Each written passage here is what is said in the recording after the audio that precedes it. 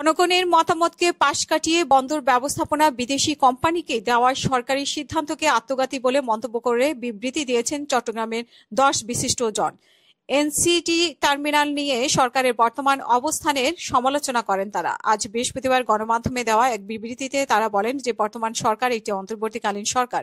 বন্দর পরিচালনার মতো রাষ্ট্রীয় গুরুত্বপূর্ণ চুক্তি সম্পাদনের দায়িত্ব এই সরকারের নয়। এমন চুক্তি করতে পারেন শুধুমাত্র জনগণের দ্বারা নির্বাচিত কোনো সরকার। সরকার ফেব্রুয়ারিতে নির্বাচন দিতে প্রতিশ্রুতিবদ্ধ। সেই ক্ষেত্রে একটি নির্বাচিত সরকারের দায়িত্ব নেওয়ার আগে ভাগে খুব তড়িঘড়ি করে চট্টগ্রাম বন্দর পরিচালনায় বিদেশি কোম্পানির সঙ্গে চুক্তি করা নিয়ে জাতির মনে গভীর সন্দেহের সৃষ্টি হয়েছে। বিবৃতিতে আরো বলা হয় যে লালদিয়ার প্রকল্প বাংলাদেশের পক্ষে মধ্যস্থতাকারী বিশ্ব ব্যাংকের সহযোগী প্রতিষ্ঠান ইন্টারন্যাশনাল ফিন্যান্স কর্পোরেশনের প্রতিবেদনে টার্মিনাল অপারেটর প্রস্তাব জমা দেওয়ার পর চুক্তি পর্যন্ত কার্যক্রম শেষ করতে ৬২ দিন সময়সীমা ধরে দেওয়া হয়েছিল। তবে বন্দর কর্তৃপক্ষ অস্বাভাবিক দ্রুততার মাত্র 2 সপ্তাহে এই কার্যক্রম শেষ করেছে। এতেও জনমনে গভীর সন্দেহ দেখা দিয়েছে।